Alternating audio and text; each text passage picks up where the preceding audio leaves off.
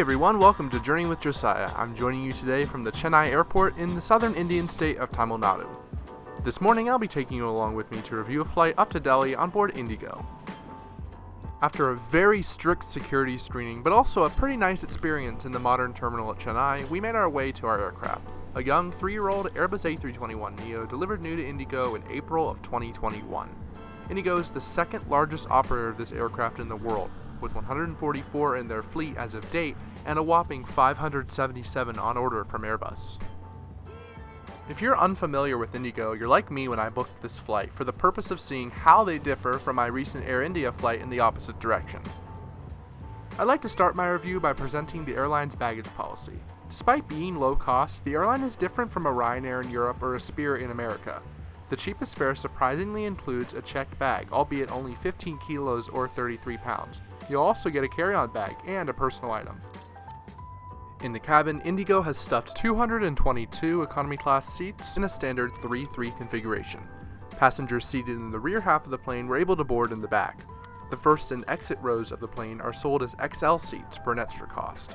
I'm seated near the front in seat 3A. The seats themselves are thin, low-cost style with no headrest. However, I did immediately notice just how much cleaner the cabin felt compared to Air India. This flight was completely full. The crew helped everyone get situated and fit bags in the overhead bins. Here's a quick look at the seat. It features a standard large tray table, seat back pocket with some literature in it. The legroom is pretty tight. The pitch is probably a little less than 30 inches. I'm 6'1" or 185 centimeters for reference. Finally, the armrest is movable and the seat has a small amount of recline. Up top, each passenger gets an individual reading light and air vent. One of my biggest first impressions was that for Indian standards, IndiGo seems to have things pretty well organized. From check-in to boarding, everything was going smoothly. While I think they still have some work to do to get to where European airlines are, it was definitely a breath of fresh air compared to my Air India experience. Our trip up north today to India's capital will take us 1,760 kilometers over a 3-hour flight duration.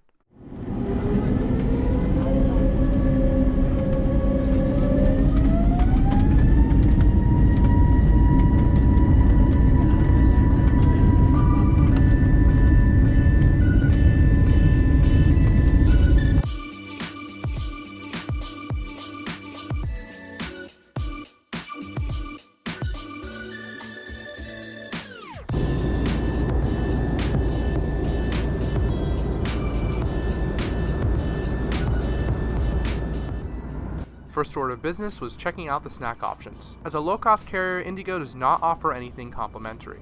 Their buy-on-board menu felt pretty limited. To save money, the airline doesn't even have ovens on board and thus only provides cup noodles as a hot food option. Even the regular snacks are limited to just nuts and cookies. Beverages for sale include the regular soft drinks and juices as well as some alcoholic options.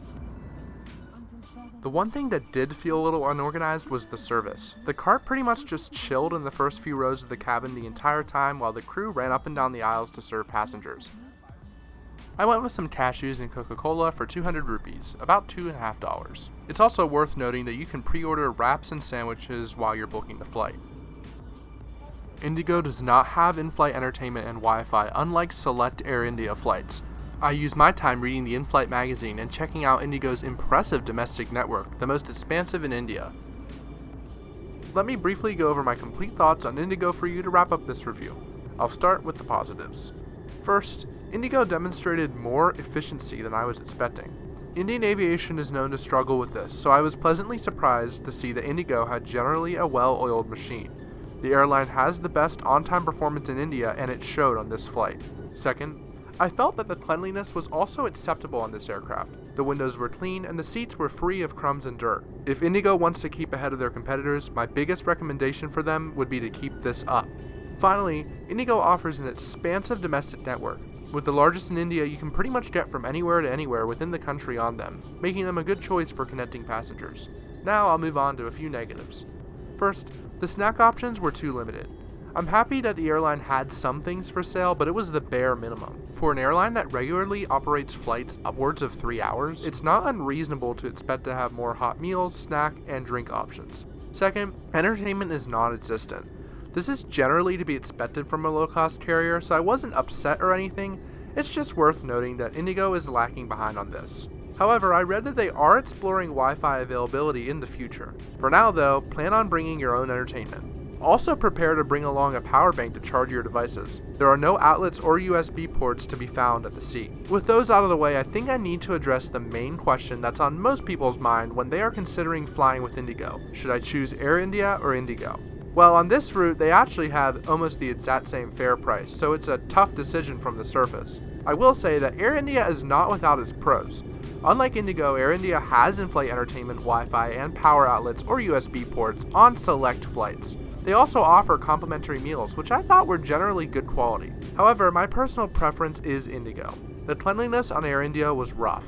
They seemed much more unorganized than IndiGo, and that's not even to talk about the punctuality. On my Air India flight to Chennai, I was delayed by almost 2 hours. After this flight, when I landed in Delhi, I checked, and if I were to have flown Air India instead this morning, I would have been stuck in Chennai until late in the evening due to their delays. IndiGo definitely has some expansion to do to make it a better airline, but for now, I believe it's one of the better options you'll get for domestic travel within India, and I wouldn't hesitate to choose them again.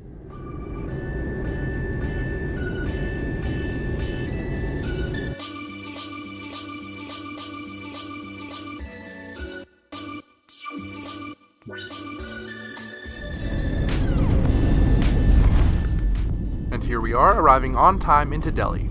Thank you all for checking out my review today.